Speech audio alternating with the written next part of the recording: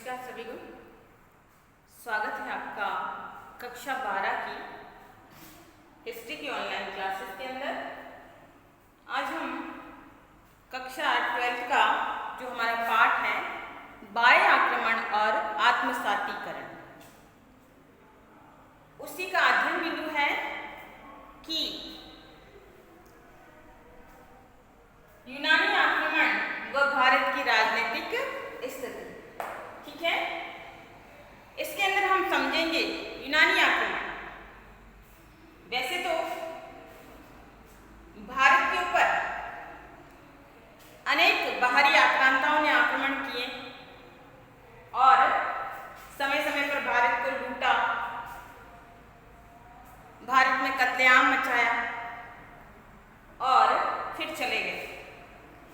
ऐसा ही एक आक्रमण हम इसके अंदर समझेंगे कि यूनान का आक्रमण, यानी जो यूनानी शासक था, मकदूनिया का शासक था सिकंदर, जिसको अलेक्जेंडर के नाम से जाना जाता है, सिकंदर जिसे विश्व विजेता के नाम से भी जाना जाता है।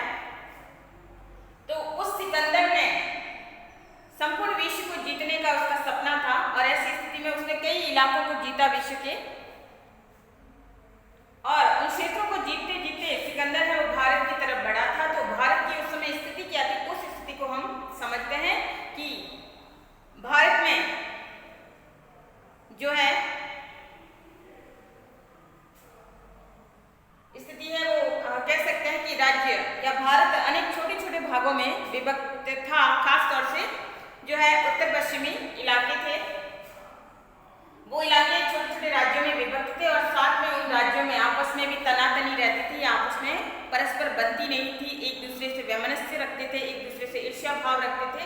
कुछ राज्यों की आपस में मित्रता थी और कुछ में दुश्मनी थी, तो हमेशा आपस में लड़ते रहते थे और इसका लाभ है वो सिकंदर ने उठाया और वो भारत की तरफ उसे बढ़ने में आसानी रही। तो अब हम थोड़ी सी स्थिति को समझते हैं कि भारत की राजनीतिक स्थिति कैसी थी।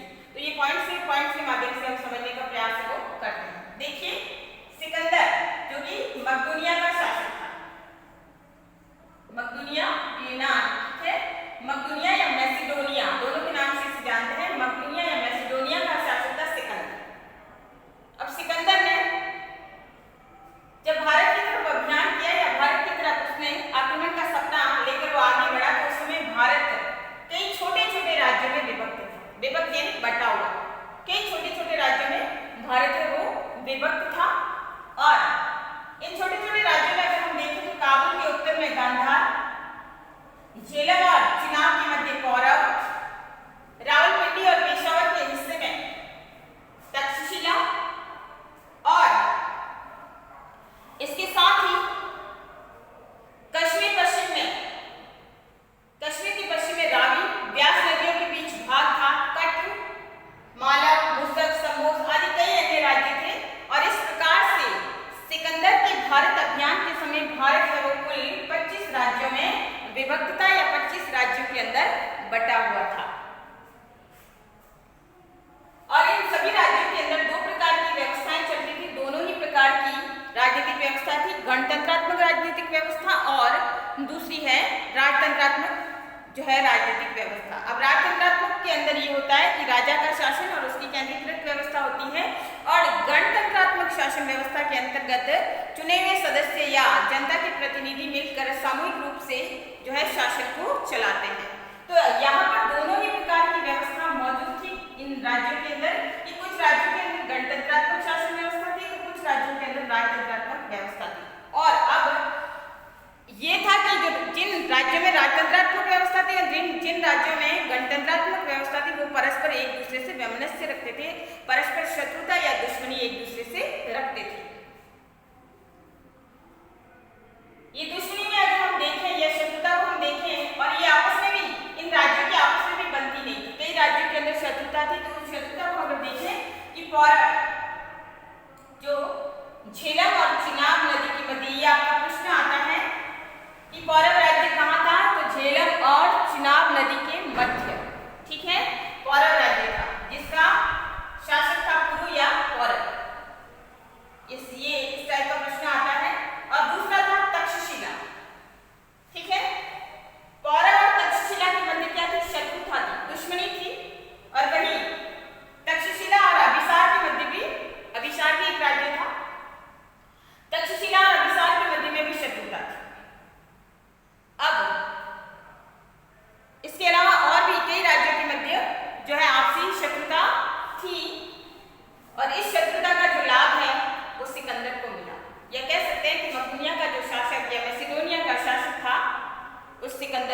मिला। वही यहाँ पे शूद्रक, मालव और अभिसार व पौरव के संबंध आपस में अच्छे नहीं थे, यानी इन राज्यों में परस्पर में वो शत्रुता या एक दूसरे की वो शत्रुता या वैमनस्य की दृष्टि से देखते थे। हर कोई अपने हिसाब से आगे बढ़ना चाहता था। तो ये सारी स्थितियां हैं वो सिकंदर के लिए लाभदायी रही, या जो विदेशी शासक था सिकंदर, उसके लिए ये स्थितियां भारत में कदम रखने के लिए या भारत पर आक्रमण करने के लिए ये स्थितियां उसके लिए लाभदायी साबित हुई। अब देखिए उस समय मकदूनिया का शासक सिकंदर 331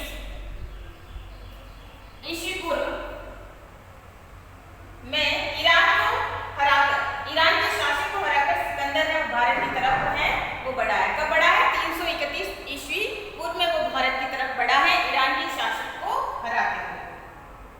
उसके दो प्रमुख सेनापति, ये भी प्रश्न पूछा जाता है कि सिकंदर के दो प्रमुख सेनापति कौन कौन से थे?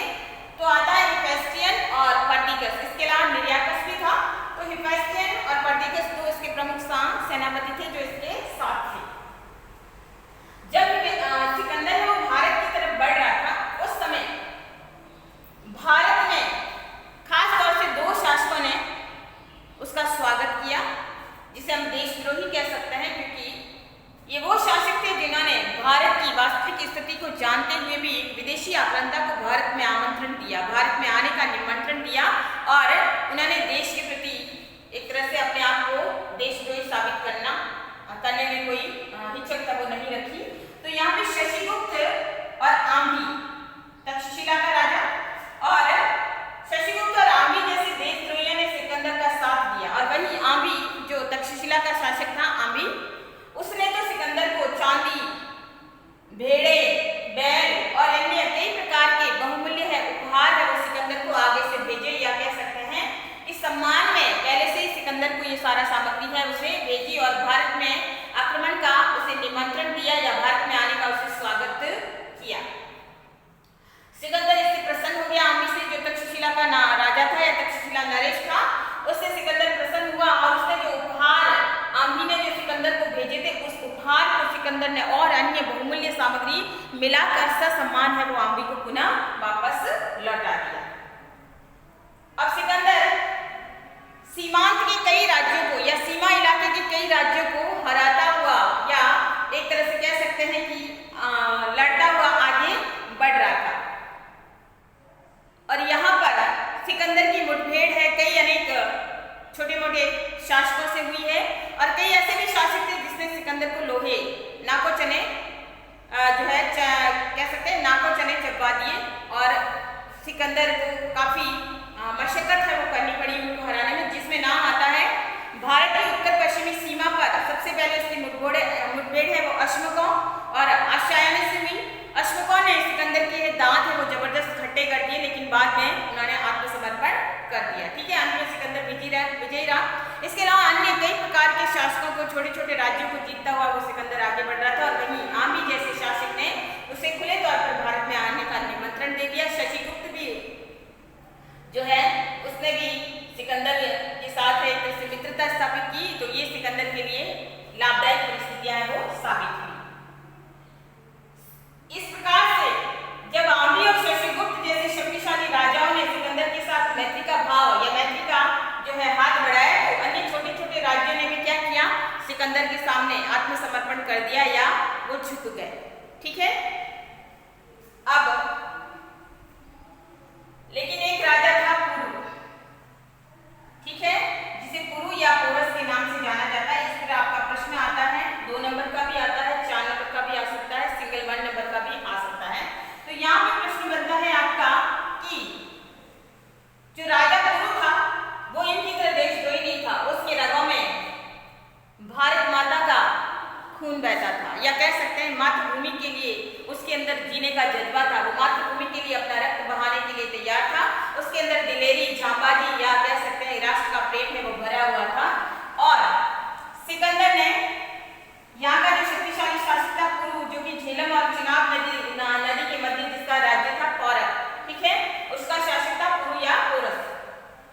अब शासक तक्षशिला से उसने मित्रता की, और वही तक्षशिला का शासक है आम्ही ये चाहता था कि वो पोरस को हरा दे, क्योंकि परस्पर दोनों के मध्य क्या थी? दुश्मनी थी।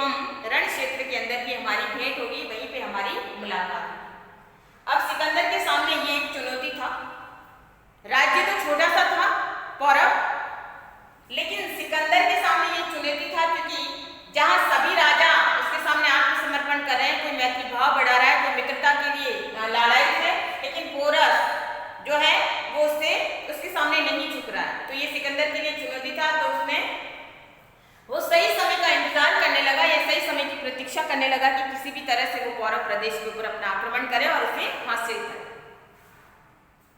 अब यहाँ पर जब सिकंदर और पोरस के मध्य युद्ध हुआ, उस समय वर्षा ऋतु का समय चल रहा था और झेलम और चिनाब नदियां हैं वो अपने उफान पर थी, या कह सकते हैं बाढ़ आई हुई थी। और ऐसे समय में फिर भी पोरस जो था वो पूरी तरह से अपनी तैयारी में था और वो लड़ने के लिए या सिकंदर की सेना का मुकाबला करने के लिए तैयार था। अब सिकंदर ने देख लिया कि ऐसी स्थिति में उसे लड़ना आसान नहीं, तो सिकंदर ने क्या किया, वो धोखे का एक तरह से वो धोखे का इंतजार करने लगा कि किस प्रकार से ऐसी परिस्थितियां बना लूं ताकि मैं धोखे से इस पोरस को आसानी से हरा लूं। और उसने क्या किया, जो पोरस जो झेलम नदी के किनारे अपनी सेना के साथ उपस्थित हो गया था, वहां उसके शिविर थे और सिकंदर ने रात्रि के समय अंधेरे में धोखे से उसके ऊपर आक्रमण कर दिया। लेकिन पोरस की सेना तैयार थी और सिकंदर और की सेना और पोरस की सेना के मध्य लगातार युद्ध होता जा रहा था और युद्ध होते होते रात्रि से सुबह हो गई और सुबह होते होते तक सिकंदर की सेना के दांत है वो पोरस की सेना ने खट्टे कर दिए। अब सिकंदर की सेना तो बहुत अधिक मात्रा में थी और वही पोरस की सेना बहुत कम मात्रा में थी, लेकिन वो इतनी वेग और शक्ति के साथ लड़ रही थी और साथ में मातृभूमि के लिए उसके मन में प्रेम था, तो पूरा जज्बा था लड़ने का। और ऐसी स्थिति में जब इन दोनों सेनाओं के मध्य युद्ध हो रहा था तो सुबह तक है वो यवन सेना या कह सकते हैं मकदूनिया की सेना या सिकंदर की सेना के पांव है वो उठने लगे थे और घबराने लगे थे यवन सैनिक। लेकिन इसी बीच क्या हुआ कि बारिश तो थी ही और यहाँ पे भारत के अंदर हमारे राजाओं की एक नियति रही है या हमारे राजाओं की एक विशेषता रही है कि वो हमेशा युद्ध है वो हाथियों पर बैठ के करते थे। सेना का एक मुख्य हिस्सा हाथी का होता था, क्योंकि चतुरंगिनी सेना अगर हम देखें तो पैदल सैनिक, हस्ती सैनिक या हाथी की सेना, घुड़सवार सेना और रथ सेना। तो यह पोरस की जो सेना थी उसमें भी हाथी बहुत अधिक मात्रा में थे और जो सिकंदर की जो सेना थी वो घोड़ों पे लड़ रही थी। जो तीव्र गति से घोड़े हैं वो वेग से और स्फूर्ति भी ज्यादा होती है हाथियों की अपेक्षा घोड़ों के अंदर। तो सिकंदर की जो सेना है वो घोड़ों से लड़ रही थी और सिकंदर की सेना ने क्या किया, हाथियों के ऊपर तीर बरसाने शुरू कर दिए। तीर तो बरस रहे, लेकिन हाथी जब लगातार तीरों से परेशान हो गए, उनके जो है मुख या शरीर जब छिदने लगे, तो ऐसी स्थिति में हाथी है वो बेकाबू होने लगे और बेकाबू होने पर हाथी है वो पीछे भागने लगे। पीछे भागते भागते यहाँ पर पोरस के लिए माइनस पॉइंट साबित हुआ या उसका कह सकते हैं बैड लक। और जो पोरस की अपनी जो सेना थी हाथी उसे ही कुचलने लगे, यानी जो पोरस के जो सैनिक है वो हस्ती सेना के पांवों के नीचे दबकर मरने लगे। तो यहाँ पे नेगेटिव पॉइंट आता है पोरस के हारने का या पोरस के पराजित होने का, क्योंकि भारतीय सैनिक है वो हाथियों पे बैठकर युद्ध करते थे। तो हाथियों ने उनको कुचलना शुरू कर दिया और वही जो है वर्षा ऋतु के कारण है झेलम और चिनाब नदी के किनारों की जो मिट्टी है वो चिकनी हो गई थी, जिसके कारण हाथियों के पांव फिसलने लग गए थे और इसका शत्रु सेना ने इसका पूरा लाभ उठाया। साथ ही उसके जो धनुर्धारी थे सिकंदर की सेना के धनुर्धारी या कह सकते हैं धनुर्धर, उन्होंने आसानी से पोरस की सेना का मुकाबला किया और फिर पोरस को आत्मसमर्पण के लिए बाध्य किया या कह सकते हैं कि उसे गिरफ्तार कर लिया। ठीक है, गिरफ्तार कर लिया या उसे कैद कर लिया, उसे बंदी बना लिया। पोरस हाथी पर हालांकि चूंकि वो लड़ने लगा था उसने अंत समय तक वो घबराया नहीं, वो लड़ते पूरी तरह से घायल हो गया, उसके जगह जगह घाव हो गए और उसके शरीर से बुरी तरह से रक्त बहने लगा और जब तक वो बेहोश नहीं हुआ तब तक वो लड़ता रहा और अंत में मूर्छित हो गया या बेहोश हो गया और सिकंदर की सेना ने उसे बंदी बना लिया। अब बंदी बनाने के बाद में भी पोरस ने अपनी वीरता को नहीं खोया, अपने सम्मान को नहीं खोया था। सिकंदर ने उसे बंदी बनाया और बंदी बनाकर सिकंदर के सामने, सिकंदर के दरबार में जब पोरस को घसीटते हुए लाया गया, जंजीरों में जकड़ा हुआ पोरस, बंदी पोरस। लेकिन फिर भी उसने अपने आत्मसम्मान और स्वाभिमान को नहीं खोया और सिकंदर ने सिंहासन पर बैठे हुए बंदी पोरस को ये पूछा कि बताओ अब तुम्हारे साथ कैसा व्यवहार किया जाए। तो पोरस ने बड़ी ही निर्भीकता के साथ जवाब दिया कि जैसा एक राजा दूसरे राजा के साथ करता है, यानी तुम भी शासक हो मैं भी शासक हूं, तो कैसा व्यवहार किया जाए, मित्रता का और सम्मान का, कि जैसा एक राजा दूसरे राजा के साथ करता है वैसा व्यवहार होना चाहिए। और सिकंदर ने जब पोरस का ये उत्तर सुना तो वो हक्का बक्का रह गया, अवाक रह गया, क्योंकि एक तो वो शत्रु की मुट्ठी में था, दूसरा शत्रु उसके ऊपर प्रहार कर सकता था, लेकिन पोरस के अंदर किसी भी प्रकार का भय नहीं था। तो सिकंदर एक बार तो अवाक रह गया, लेकिन दूसरी क्षण उसके मन में ही उसके प्रति सम्मान की भावना जागी, क्योंकि वह उसके देश के प्रति उसकी भावना को देखकर पूरी तरह से प्रभावित हो गया और उसने उसे मुक्त किया और उसके साथ मैत्री प्रस्ताव रखा और दोनों में मित्रता हो गई। और फिर सिकंदर ने पोरस का जो राज्य था वो उसे ससम्मान लौटा दिया। इस प्रकार से सिकंदर ने पोरस के साथ मित्रता स्थापित कर ली। अब कुछ इतिहासकार ये मानते हैं कि सिकंदर की एक कूटनीतिक चाल थी कि वो एक शक्तिशाली राजा के साथ मित्रता स्थापित करके वो भारत में आसानी से कदम रख सकता था। और कुछ ये कहते हैं कि वो पोरस से इतना प्रभावित हो गया कि अंत में उसने उसके आत्मसम्मान के आगे सिकंदर ने भी एक तरह से मैत्री का प्रस्ताव है वो स्वीकार कर लिया। तो ये था पोरस का प्रतिरोध। इस पे ही आपका प्रश्न है वो आता है, तो यहाँ पर आपको ये ध्यान देना है, आपको ये पूरी स्टोरी है उसके अंदर डालनी है अगर प्रश्न आता है तो। एक अन्य प्रश्न आता है कि पुरु और सिकंदर के मध्य या राजा पोरस या सिकंदर के मध्य युद्ध हुआ तो पोरस के हारने के कौन से कारण थे। तो ये 3-4 कारण बनते हैं कि एक तो हाथियों के ऊपर बैठकर युद्ध करना, हाथियों का वर्षा ऋतु में पांव का फिसलना, तीरों का सामना